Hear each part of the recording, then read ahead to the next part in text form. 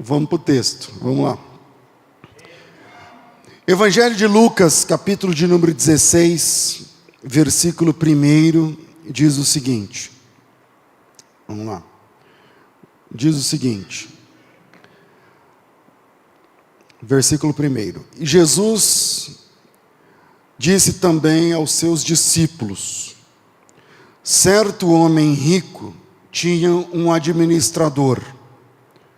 Um dia ele recebeu uma denúncia de que esse administrador estava desperdiçando os bens dele. Então, chamando-o, lhe disse: que é isso que ouço a seu respeito? Preste contas da sua administração, porque você não pode mais ser meu administrador. E o administrador, então, se pôs a pensar: que farei agora? Ou melhor, que farei agora que estou sendo demitido pelo meu patrão? Trabalhar na terra, já não posso. Mendigar, tenho vergonha. Já sei o que vou fazer, para que quando eu for demitido, as pessoas me recebam em suas casas. E tendo chamado cada um dos devedores do seu patrão, perguntou ao primeiro: quanto você deve ao meu patrão? E ele respondeu: 100 barris de azeite. Talvez na sua Bíblia seja outra palavra no lugar de barris. Então o administrador diz: 100 barris, pega a sua conta, sente-se depressa, mas escreve 50. Depois perguntou ao outro: e você, quanto deve ao patrão? E ele respondeu: 100 coros de trigo. E ele respondeu, o trabalhador disse: pega a sua conta e escreve 80. O patrão elogiou o administrador infiel por sua esperteza, porque os filhos do mundo são mais espertos do que sua própria geração, ou melhor, são mais espertos na sua própria geração que os filhos da luz. E eu recomendo a vocês: usem a riqueza da injustiça para fazer amigos, para que quando a riqueza vos faltar, vocês sejam recebidos nos tabernáculos eternos. Amém. No dia, eu acho que é dia 5 ou dia 6 de janeiro de 1850, numa data assim, 5 ou 6 de janeiro de 1850, na Europa é o inverno, né? Dezembro, janeiro, ali é o inverno, muito frio, neve. Aconteceu uma tempestade de neve numa cidade chamada Kelvedon, na Inglaterra, fica em Essex, na Inglaterra. E era uma tempestade daquelas que parou a cidade, a altura gigante de gelo e neve, e a cidade ficou intransitável e tudo mais, enfim. Bom, era dia de culto, e o culto era de manhã, tipo a gente aqui, 9 da manhã tinha culto. E aí, os irmãos, não tinha aquela comunicação como tem agora, né, de telefone, não sei o que lá e tal. E aí, os irmãos, ninguém foi para a igreja. Uma neve, uma tempestade de neve terrível, tremenda, tal, na cidade. E quase ninguém foi à igreja, o pastor não conseguiu chegar à igreja, as estradas, não dava para chegar, não tinha como. E muito frio, muito frio, muito frio. E aí, um irmão, uma espécie de diácono, o nome do irmão é Richard Knill. Ele era um obreiro da igreja e ele era porteiro da igreja. Então, aí ele ficou lá na casa dele, se coçando, dizendo assim: meu Deus, está chegando a hora do culto, eu tenho que abrir a igreja, agora como é que eu chego e tal. E ele morava muitos quarteirões, e falou: vou ter que ir. Deixou a família, falou, colocou aquelas botas ali, de borracha, e saiu no meio da nevasca lá. Já tinha parado de cair a neve, mas estava no chão, né? E ele foi ali, rompendo devagar, até chegar à igreja. Tinha 6 pessoas na igreja, naquele culto, naquele dia. E aí o pessoal falou: vai ter culto? Não vai ter culto? Porque não tem pastor, não tem louvor, só está aquele pessoal ali. Dos 6, 5 eram da igreja e um era um visitante. E o visitante era um garoto, tinha 14, 15 para 16 anos, lá no culto. E aí o pessoal falava, vamos cantar um louvor. Aí deram as mãos ali, cantaram um louvor, está entendendo? Cantaram um louvor, mais um, tal. Foi agora, alguém tem que pregar. E aí o único irmão, obreiro assim, era esse Richard. Ele abriu a Bíblia em Isaías 45 e leu o versículo 22, aquele texto de Isaías que diz, voltem-se para mim e sejam salvos. Né? E aí ele começou a falar, olhando que a gente tem que olhar para Jesus, não sei o que lá, um sermão ali rápido, o pessoal batendo o queixo de frio. E quando terminou, o garoto que era o visitante, que tinha 15 anos, ele estava com o olho desse tamanho, ouvindo a palavra. E o pregador ali, dizendo, o Senhor está dizendo, olhai para mim, porque eu sou o único Deus, olhai para mim, sejam salvos, não sei o que lá, tal. E quando terminou, esse garoto se converteu. O nome desse garoto é Charles Spurgeon. E ele ficou conhecido como o príncipe dos pregadores da Inglaterra. Escreveu, sei lá, quase 150 livros. Um dos livros do Charles Spurgeon tem uma frase que, para mim, é a melhor definição do que significa pregar o Evangelho. Ele diz assim, pregar o Evangelho é como... Quem escreveu essa frase foi esse garoto que se converteu nessa nevasca, que se tornou, até o dia de hoje, um dos maiores ícones da pregação da história do cristianismo. E a melhor definição sobre pregação que eu já conhecia é a dele, quando ele fala assim, o que é pregar o Evangelho? Pregar o Evangelho é como um mendigo dizer a outro mendigo aonde encontrou o pão. É como um mendigo que diz para o outro mendigo, fala, vem aqui, aqui tem. Ele está dizendo, isso aí é pregar o Evangelho. E aí quando eu entro num texto como esse, difícil esse texto de Jesus, onde ele conta a história de um patrão, um cara rico, parece que um homem rico ali representa então Deus. E essa perícope do texto, ela está estrategicamente posicionada na sequência. Você sabe que o texto não foi escrito em capítulos, né? Nem versículos, já passaram aqui avisando, né? Ele está na sequência do texto do filho pródigo. E o filho pródigo está na sequência do texto da dracma perdida, que está na sequência do texto da ovelha perdida. Então você tem a ovelha perdida, a dracma perdida, o filho pródigo, e na sequência, se não tivéssemos capítulos para dividir, a sequência da leitura é que você sai da história do filho pródigo, com Jesus dizendo assim, então o pai respondeu, meu filho está sendo então, era preciso alegrar e festejar, porque esse seu irmão estava morto e reviveu, estava perdido e foi encontrado. E Jesus também disse aos discípulos, havia um homem rico. Eu sei que esse texto não faz parte lá daquele momento das 3 histórias da parábola. Porém, ele diz assim, tem um homem rico, tinha um administrador, um mordomo, depende da sua versão da Bíblia, e o mordomo estava desviando dinheiro, o mordomo era infiel, o mordomo estava defraudando o patrão, depende da versão. E aí, o patrão descobriu e falou para o mordomo, falou, vou acertar suas contas, vamos para passar a régua na conta e tal, você não aceita muito que você mais trabalhe para mim. E aí o mordomo vai lá e faz aquilo que vocês já sabem, ele chama os devedores do patrão e altera. Fala, quanto você deve? Eu devo 100 de azeite. Só que a palavra lá no texto grego, deixa eu achar aqui, peraí. A palavra lá no texto grego, que versículo é esse que fala do 100 de azeite?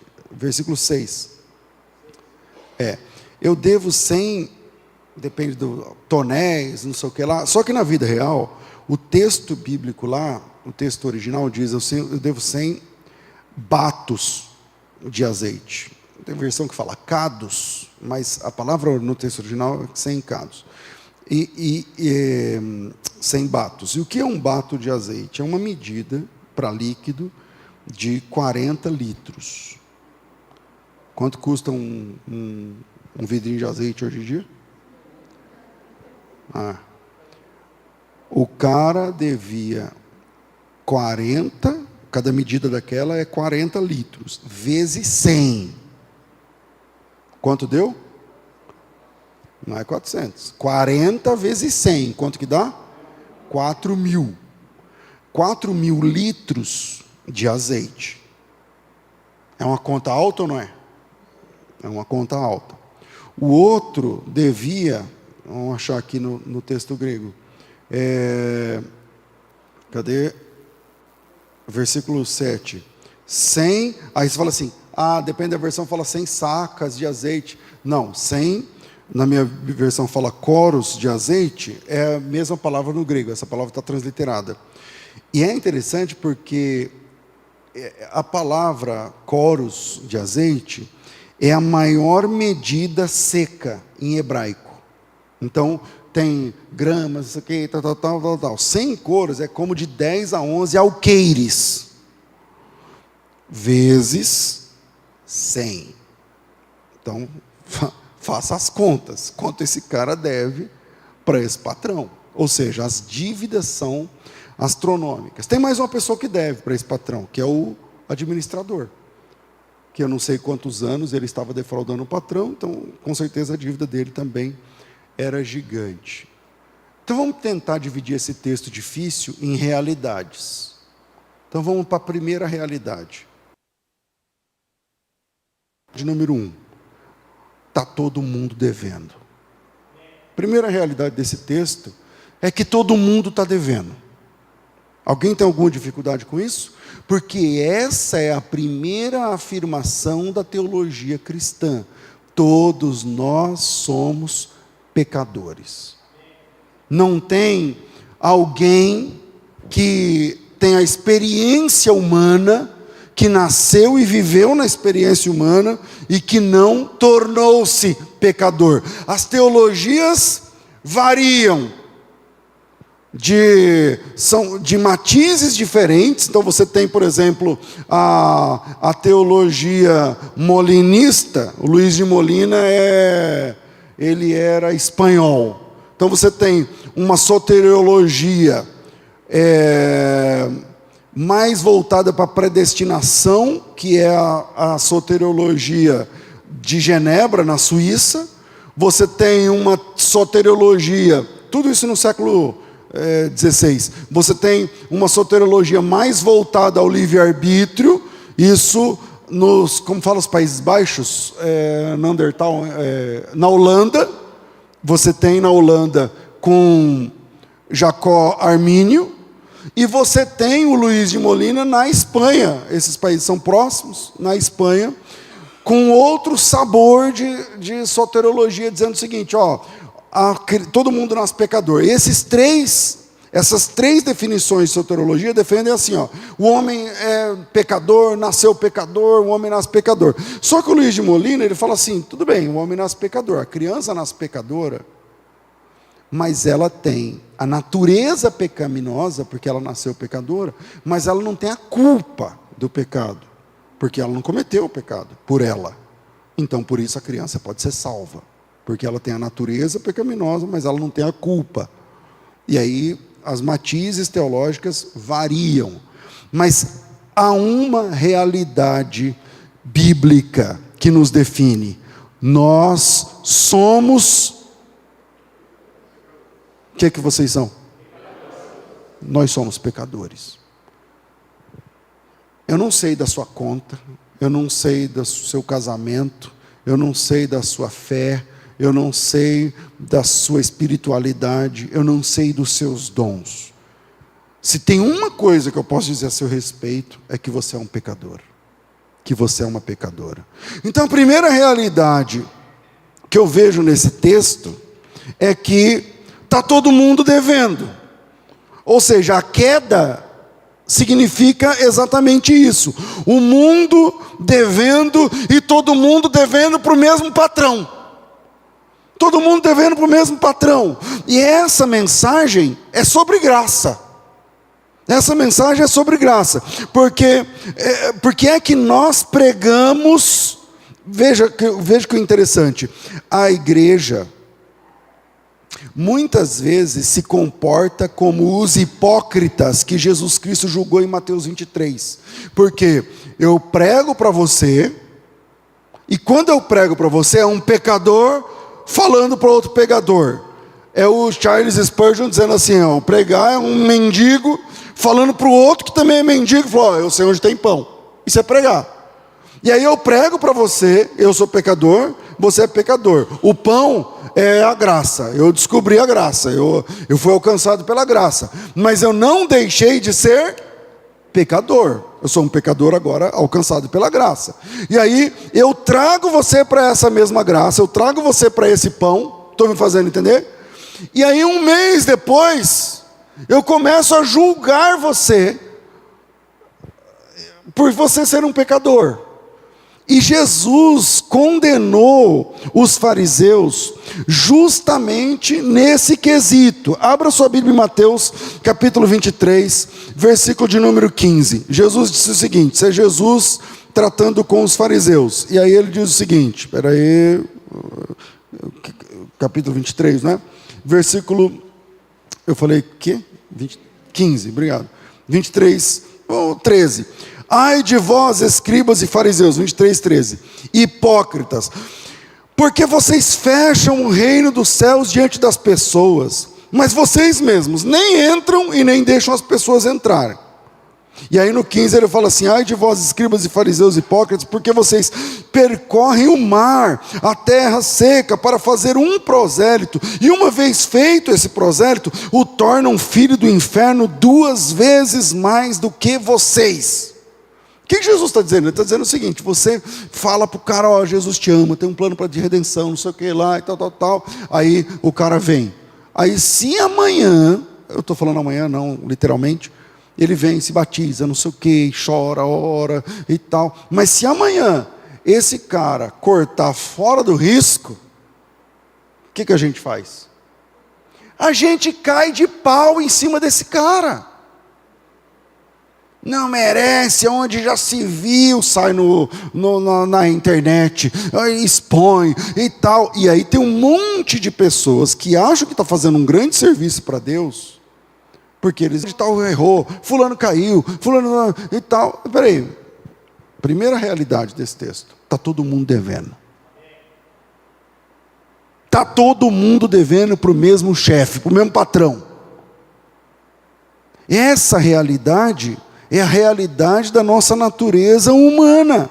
Então essa mensagem é uma mensagem sobre graça. Romanos capítulo 7, o Paulo fala sobre o pecado que habita em mim. Eu tenho no meu coração, na minha mente, eu tenho a lei de Deus, mas nos meus membros é uma luta, uma guerra, porque eu não consigo. Uma coisa é o que eu entendo, outra coisa é o que eu faço. Uma coisa é o que eu entendo, outra coisa é o que eu desejo. Uma coisa é o que eu creio, e outra coisa é o que eu vivo. Eu não sou perfeito, ai de mim, miserável homem que sou, tal.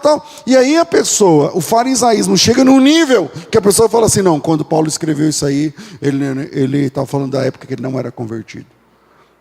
Quem não é convertido não tem luta para agradar a Deus.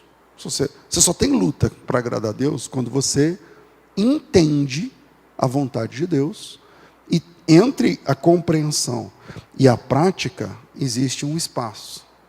E aí esse espaço é a luta. Esse espaço é a luta. Então, quando Paulo fala por 3 vezes lá, o pecado que está em mim, ou o pecado que habita em mim, ele está falando da luta que ele tem travada para agradar a Deus. E vamos lá, primeiro realidade, está todo mundo devendo. Ou seja, todo mundo aqui luta. Todo mundo aqui luta para agradar a Deus. Todo mundo aqui luta para acertar. E a gente acerta todas as vezes? Não. Alguém aqui acerta todas as vezes? Não. Só que aí a gente vira um clube de gente que eu não acerto todas as vezes. Só que se eu descobrir que você errou, eu taco pedra em você. Só que eu mesmo também não acerto. Mas se eu descobrir, então eu vou acabar com a sua raça. Eu vou chegar, eu vou te expor. Pastor, você sabia que o fulano de tal, ele fez isso? Aí você fala assim, pastor, mas peraí, mas qual é a regra? Qual é a linha de corte, então? Porque é verdade também, a gente não pode fazer, a igreja não é a casa da mãe Joana. Desculpa, Joana, agora que eu lembrei. Não que na casa da Joana. Meu Deus, minha boca é grande. Então, não que a igreja tem que ser uma casa sem regras ou coisa parecida. Mas, o que é pregar? Pregar não significa eu sou perfeito e vocês não. A gente está devendo para o mesmo patrão. E o patrão chegou e falou assim, cara, do jeito que está não dá. Vai ter o juízo. E a pregação do Evangelho é preparar o mundo para o juízo. A pregação do Evangelho não tem a ver com melhorar a pessoa. A pregação do Evangelho condena a pessoa. Você tem que nascer de novo. Não é você tentar melhorar, não. A pregação do Evangelho é você não serve. E a pessoa que está pregando também é um pecador. Então tem que ficar claro para nós que a pregação do Evangelho da Bíblia, com base nessa história aqui, é o seguinte: eu estou devendo, você também está devendo. As dívidas são astronômicas, são impagáveis. Mostramos aqui no texto grego. As dívidas são impagáveis. Você está devendo, eu estou devendo. Mas o que você pode fazer? O que você pode fazer? Faz o que você pode fazer. E o que você pode fazer não vai resolver sua dívida, mas pelo menos o patrão. Você tem uma chance com o patrão, e aí o patrão vai decidir o que ele vai fazer com você. Então a primeira realidade do texto é que pregar é dizer a quem deve, você deve, você não pode pagar, mas você consegue entregar o quê para o patrão? O que você consegue fazer hoje para o patrão? E essa pessoa que prega também deve. A primeira realidade é que todos nós estamos devendo. Está claro isso? Alguém quer fazer pergunta? Segunda realidade do texto. A segunda realidade do texto... Peraí.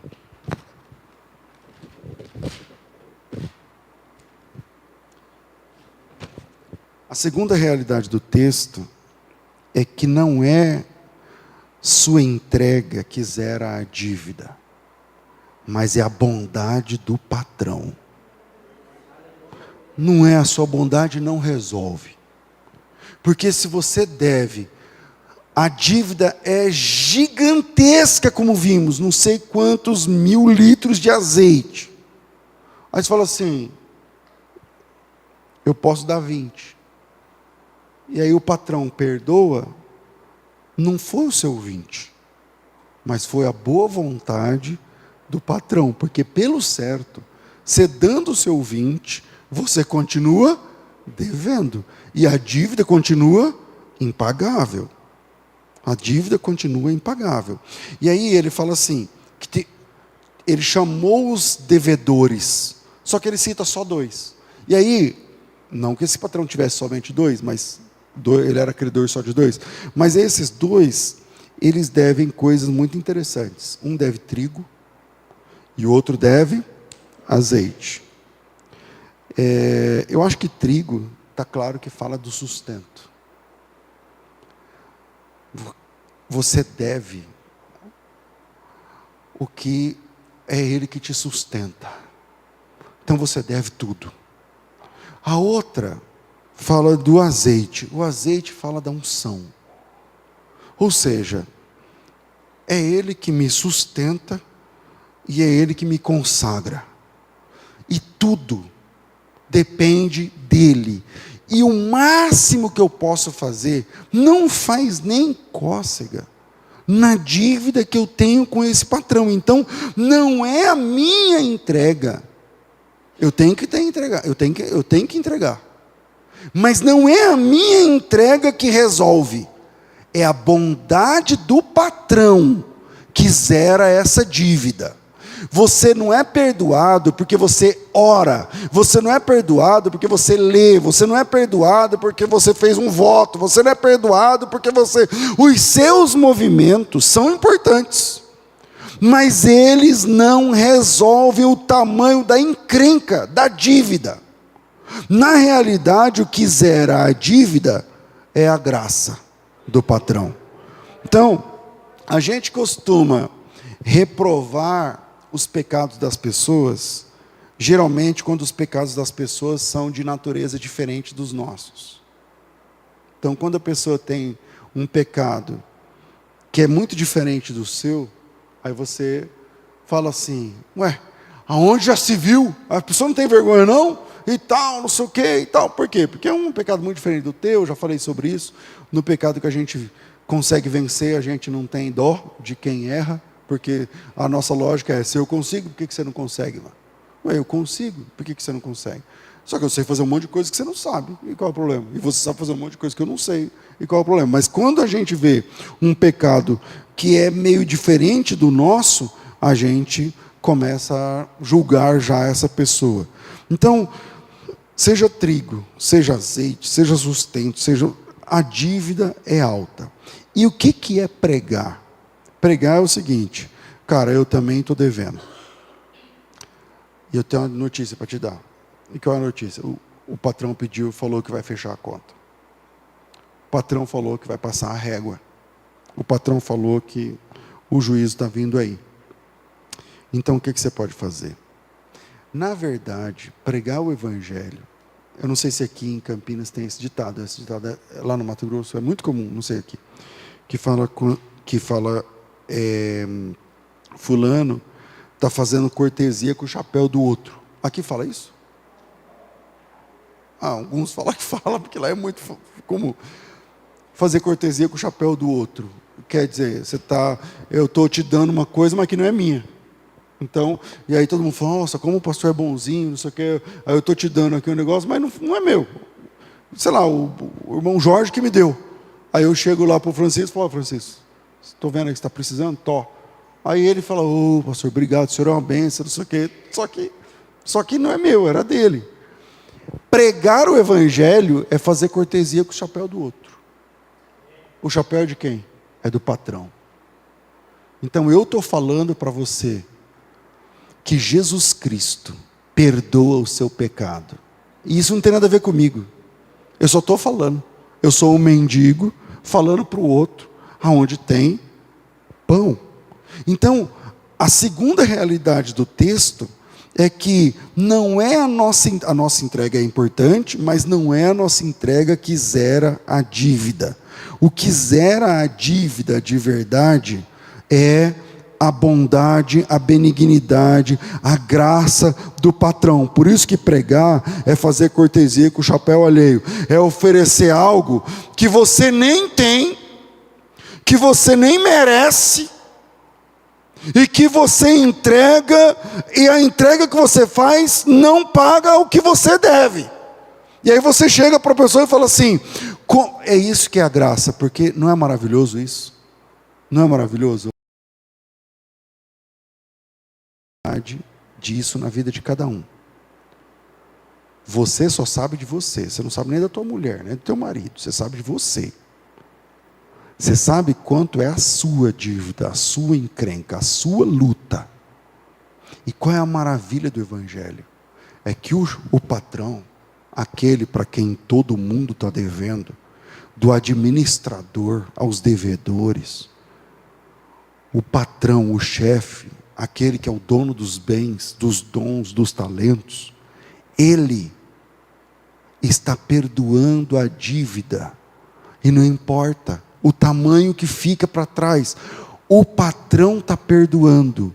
Quando você entende essa faceta da graça, a graça a graça muda de tamanho para você. A graça muda de tamanho para mim. Depois que eu fui salvo pelo Evangelho, pela graça de Jesus no Evangelho, eu parei e falei assim, não, peraí, que Deus é esse? Que salva uma pessoa vinda da vida que eu vim. Então, com essa mensagem, eu vou pregar o Evangelho para você. E aí eu vou dizer assim, cara, Jesus te ama, tem um plano perfeito na sua vida. Você fala assim, pastor, mas minha vida... Não, calma aí. Depois do que aconteceu comigo, você não está entendendo. A graça, ela não é hiper. Ela é ultra, mega, master, blaster, plus, advanced. A graça não tem tamanho. Porque esse Senhor, Ele está perdoando pecadores agora. O que você pode fazer? Eu posso dobrar o joelho. Dobra o teu joelho. Não é o dobrar o joelho que paga a dívida, mas é a bondade do patrão que zera a sua conta. E Ele está zerando contas através da graça. Esse é o ponto. Esse é o ponto. Não é o que a gente faz. O que a gente faz, cara... Eu dormi super pouco hoje. Tá, fui trabalhar, não sei o que, estou aqui.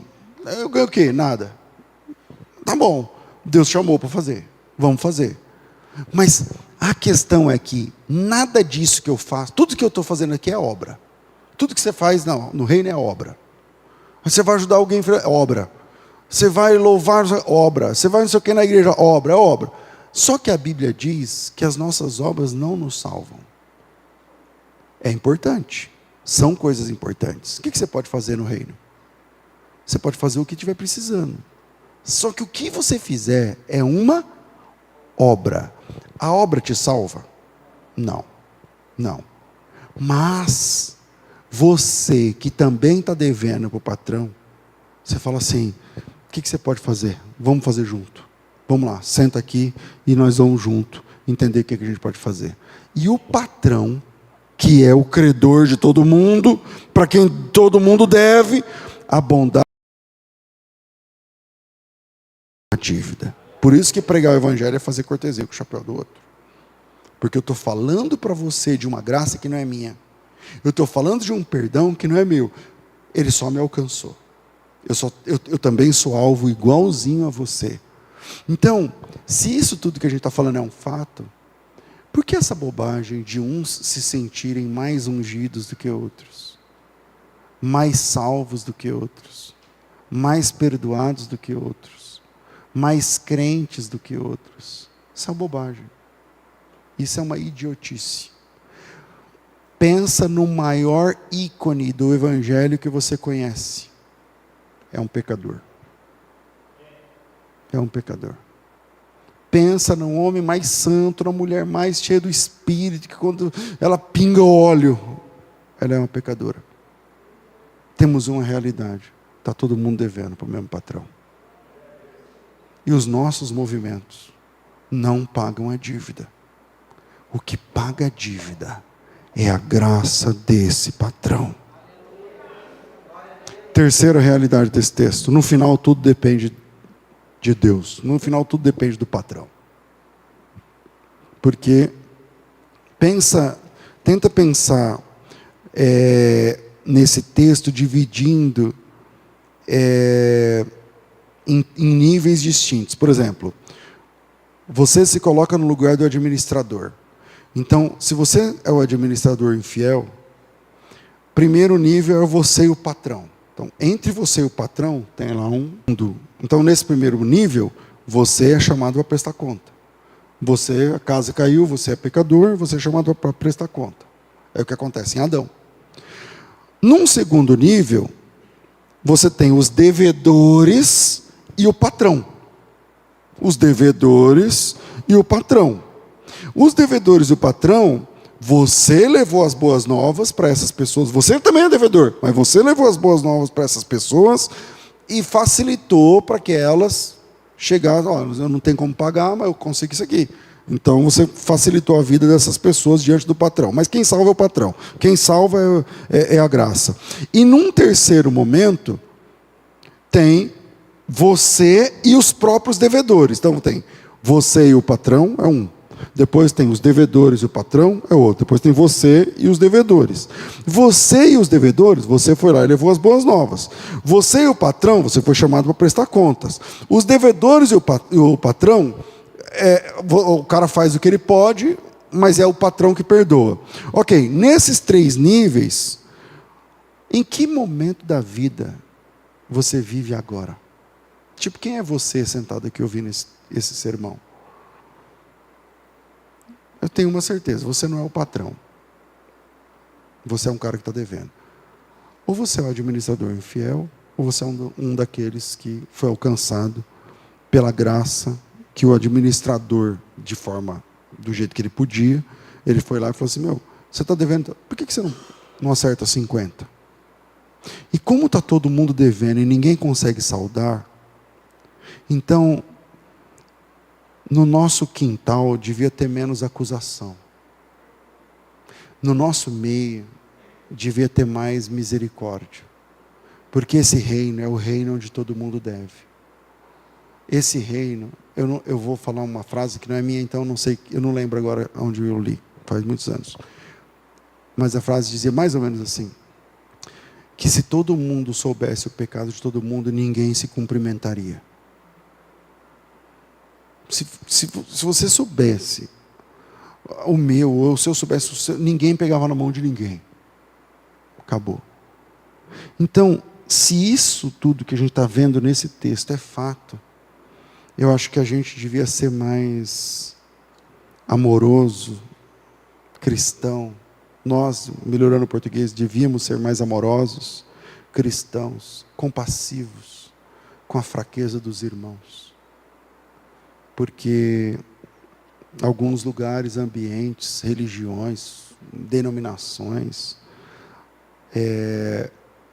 acontece exatamente o que Jesus Cristo disse. Vocês correm o mundo para fazer um prosélito, e quando você percebe que aquele prosélito não consegue acertar em tudo, como ninguém consegue, mas porque ele não consegue acertar numa coisa que é diferente do que você, ou que é mais exposto do que você, então você cai de pau em cima desse prosélito que você foi evangelizar, e você joga ele no inferno, e faz ele 2 vezes mais merecedor do inferno do que você. Eu estou falando de pessoas que já tiraram a própria vida por causa de julgamento no meio cristão, evangélico. Então, eu estou na terceira, né? No final, tudo depende do patrão. E uma coisa que chama atenção nesse texto é que o mordomo, quando o patrão falou para ele assim, cara, você não vai, eu descobri tudo, a casa caiu, vamos embora acertar as contas. Aí ele parou e falou assim, peraí, eu não consigo mais trabalhar, parece que ele era velho, sei lá, eu não consigo mais trabalhar. Eu tenho vergonha de mendigar. E aí, você vê como nós somos preocupados com a nossa própria honra. Como nós somos preocupados com a nossa própria imagem. Então você está lascado, mas você não abre o jogo. Quantas pessoas precisavam de confessar, mas não podem abrir o jogo? Eu tenho vergonha. Como eu vou chegar e falar para você, irmão, estou lutando contra isso. Mas o irmão postou a foto lá bebendo, então vamos cair de pau, porque beber, como assim? Não pode beber. Então, mas você está lutando contra o que mesmo? Será que é pior ou melhor do que a bebida? Vocês estão entendendo que essa mensagem é sobre graça? De sermos mais graciosos. E aí, o mordomo, ele visou os amigos. Ele falou assim, eu vou falar para o cara pagar menos, né, e tal. E no final, quando eu precisar, essas pessoas vão me receber nas casas delas. Porque é isso que ele diz, eu não sei o versículo. Obrigado. Já sei o que eu vou fazer, para que quando eu for demitido, as pessoas me recebam nas suas casas. E aí ele chama o cara que deve 100 e fala, não, 50. E aí, ele está falando isso porque ele está avisando o cara. Ele falou, com o patrão já não tem mais chance. O patrão falou que acabou, então com o patrão não tem mais... E tal. Só que no final, quem elogia o administrador não é o cara que devia 100 e pagou 50. É o patrão. Quem elogia no final é o patrão. Então o mordomo visou os amigos, mas o patrão foi quem o elogiou. E o que isso significa? É de difícil entendimento? Mas é que a graça é sobre... Olha, eu e você dependemos 100% de Deus. O juízo está chegando. O que você pode fazer? Parece que o patrão para quem nós devemos elogia o mordomo que toma essa decisão. Que chega e fala assim, o que você pode fazer? A gente está devendo, você também está devendo, eu também estou devendo. Mas é isso, o que você pode fazer agora? E o patrão, vendo aquela predisposição, a Bíblia diz assim, louvou o patrão, versículo 8. E o patrão elogiou o administrador por essa atitude. E aí no verso 9 ele diz assim, use as riquezas da injustiça para fazer amigos, para que quando essa riqueza faltar, vocês sejam recebidos nas casas dos amigos? Não. Nos tabernáculos eternos. O rapaz falou assim, vou fazer isso para quando tudo terminar, esses caras me recebam nas casas deles. E aí o texto termina assim, não, você não vai ser recebido nas casas deles. Você vai ser recebido nos tabernáculos eternos. Porque depende somente da bondade do patrão. E o patrão, ele sabe que você não é perfeito. Grava isso. Ele sabe que você não é perfeito. Essa mensagem não é uma mensagem sobre irresponsabilidade. Então já que é assim, eu vou fumar, vou beber, vou cair na gandaia. Não é isso, não. Pastor, você tinha que ter falado isso aí semana passada, antes do carnaval. Não, não é disso que eu estou falando. Mas, nunca nós seremos 100% perfeitos. Somente no dia do toque da última trombeta, esse corpo vai ser glorificado. E aí, terá aquele cântico que está registrado em Coríntios capítulo 15. Tragada foi a morte na vitória. Enquanto esse dia não chega, enquanto esse dia não vem, está todo mundo devendo para o mesmo patrão. E esse patrão, ele espera que você mesmo devendo, alcance outras pessoas que estão devendo dívidas impagáveis. E digam para essas pessoas que elas têm uma chance com esse patrão. E diga para as pessoas, você tem uma chance com esse patrão. Esse texto é sobre a bondade do patrão e não as infidelidades do mordomo. Porque no fim, todos nós somos infiéis. No fim, todos nós somos pecadores. No fim, todos nós somos farinha do mesmo saco. Você está entendendo? Está todo mundo devendo. Uns mais, outros menos, é verdade. Pastor, mas não tem diferença de pegadinha e pecadão? Tem, na Bíblia tem. Tem pecado que é difícil, tem pecado que não tem nem perdão. Então tem diferença. Porém, o credor é o mesmo. Todos nós somos devedores. Mas esse patrão, esse senhor, esse homem rico, que está dizendo aqui no texto, ele elogia aquele que mesmo devendo para ele, se dispõe a buscar outros devedores e dizer para ele assim, o que você pode fazer? Vamos embora, acerta aí com o patrão alguma coisa, porque eu também estou devendo. Então, essa mensagem é uma mensagem muito difícil de interpretar, é um texto dificílimo na Bíblia de interpretar, mas eu espero ter contribuído com a sua fé e com a sua compreensão sobre a graça de Deus. Deus abençoe vocês, em nome de Jesus.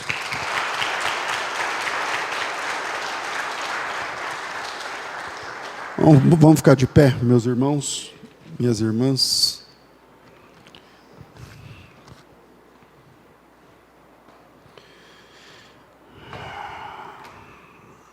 Hora de pagar. Hora de acertar com o patrão. E aí, o que você pode? Quanto você deve? Quanto você deve? A realidade? Eu devo um pouco mais do que tudo. Porque se eu der tudo, paga. Se eu der tudo, paga. Então eu devo mais do que tudo. Tá bom, não precisa entregar tudo. Mas o que você pode fazer? O que você pode fazer? Pergunta aí para Deus. Pai, em nome de Jesus, nós levantamos mais uma vez o altar da oração nessa noite. Te louvamos. Obrigado por tua palavra, pelo teu espírito, pela tua direção, pelo teu ensino. Agora, Pai Santo, no momento do ofertório, guia cada um de nós que vai entregar, ofertar, investir na sua obra, no seu reino. É verdade que alguns irmãos não têm essa consciência cristã e que mês a mês, entra mês, sai mês, eles não investem na sua obra, no seu reino. Tenha misericórdia dessas pessoas. Tenha misericórdia, Senhor.